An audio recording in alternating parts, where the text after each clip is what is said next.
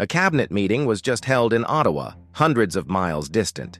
One that discreetly but significantly altered the world's energy balance. And Washington? They were extremely surprised. According to Statistics Canada, Canada's decision to reduce oil shipments to the United States, which are expected to be worth $13.3 billion in 2024, was not motivated by anger or protest.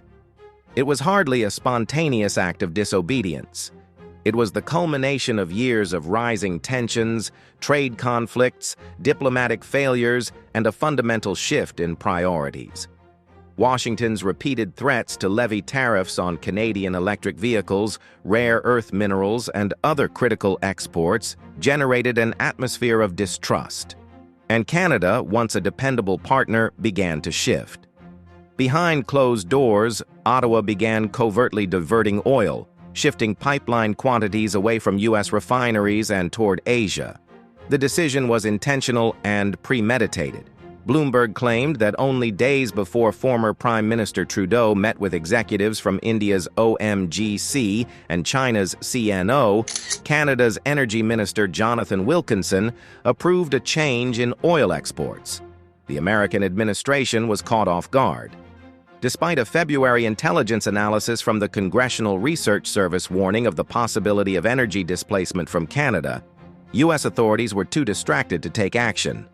What happened next? A tectonic shift. Since Canada's decision to reduce exports, U.S. oil stockpiles have fallen by 11.4 million barrels in 3 weeks, the largest reduction since Hurricane Harvey.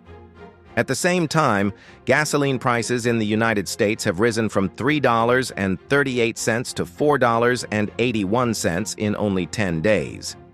In California, prices have risen to more over $5.25 a gallon. This isn't just a transient increase. This is not only an annoyance. This is a systemic tremor that affects every level of the economy. Midwest refineries, which rely on Canadian heavy crude for more than 60% of their feedstock, are only operating at 71% capacity, down from 89% only a month ago. Refineries across the United States are unprepared to process anything other than Canadian grades of oil. Substitutions are extremely expensive, with astounding inefficiency. Meanwhile, steel producers in Michigan are reporting 18 to 22% cost hikes for oil-derived inputs such as coke and lubricants. Contracts are being delayed. The whole industrial landscape is crumbling. Diesel supplies to food stores are lagging. Food prices are skyrocketing, not because of a drought, but because of an energy problem that is clogging the supply system. And this? This is only the beginning. Behind the reallocation of oil is a cold, hard calculation. China and India are paying premiums for Canadian oil, giving 8 to 11% more than the market price for long-term contracts with no politically sensitive terms attached. According to Reuters, China's state-owned CNU has recently signed a 15-year agreement with Canada to provide 325,000 barrels per day. Oil that was formerly destined for the U.S. Gulf Coast. Indian Oil Corp Tucker is following suit, signing its own multi-year agreement that takes use of Canada's enhanced Pacific infrastructure.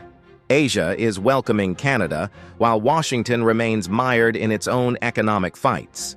Meanwhile, Washington continues to pursue punitive trade policies, such as anti-dumping probes into Canadian solar panels and batteries. But the world, particularly Asia, is moving on. While the United States obsesses about tariffs, Canada is carefully orienting itself. In an internal memo, Canadian Deputy Minister of International Trade Rob Stewart acknowledged what had already become obvious. Relying on a single, unpredictable relationship was no longer an option. Canada was diversifying. And it wasn't ideological, it was existential. The U.S. had pushed Canada too far. As the move away from U.S. exports continues, the true strategic implications is only beginning to emerge. Canada's Trans Mountain Expansion project is now fully operating, with the capacity to export more over 890,000 barrels per day straight to global markets. By completely skipping U.S. transportation networks, Canada has opened the way to becoming a key participant on the global arena, free of Washington's influence. And people throughout the world are taking notice. Major European businesses like Germany's E.ON and Japan's JERA have already inked preliminary deals to secure Canadian LNG and oil supplies until 2040. Canada is becoming a desirable partner not just due to its dependability, but also because of its cleaner, more sustainable ESG ratings, which are eligible for EU subsidies. As European energy systems struggle to replace Russian gas, Canada has emerged as a crucial participant due to its cleaner, more dependable, and closer location. Asia, with its insatiable energy need, benefits from quicker maritime delivery times via Vancouver, reinforcing Canada's strategic worth. The United States' influence over global oil benchmarks and energy conflicts is dwindling as more of Canada's oil escapes American-controlled pathways. If Washington thought OPEC was a challenge, it hasn't considered a friendly neighbor turned independent energy broker. According to Goldman Sachs's March 2025 forecast, if Canadian supply difficulties continue through June 2025, the U.S. GDP might shrink by 0.8% in the second quarter alone. The consequences for the manufacturing, transportation, and utility sectors will be disastrous. The Federal Reserve Bank of St. Louis has issued warnings concerning localized grid vulnerability. In Illinois, KMED has already initiated an emergency procurement strategy to acquire alternate diesel supplies for key services like as hospitals. Meanwhile, chemical producers' activities are coming to a standstill, with output at only 63% of capacity, down from 88% in January. Treasury Secretary Janet Yellen has publicly warned Congress. "We are not in a recession right now, but we are dangerously near if the energy situation is not handled soon. However, the actual threat here is more than simply the immediate economic burden. It's the long-term geopolitical implications.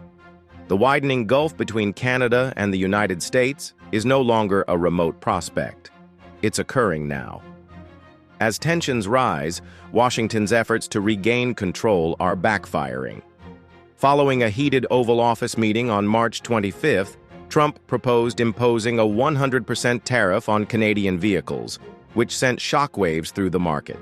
Shares of Ford and General Motors fell 7.2% as investors worried about the economic implications. The main worry, however, was not merely the commercial retribution, but also the concealed military ramifications. Canada is more than just a trade partner. It is a major supplier to the United States military, primarily for defense contracts. Lockheed Martin's $19 billion F-35 fighter jet program relies on Canadian-made components for its landing gear and fuselage. A decision to shut off Canada may cause at least 18 jet deliveries to be delayed, reducing U.S. Air Force readiness and compromising NATO's operational effectiveness. It's not only about oil and trade. This is about military preparedness. And Canada has just demonstrated its willingness to go in a different route. Since January, Canada has inked $6.3 billion in new arms export agreements, leaving the United States out.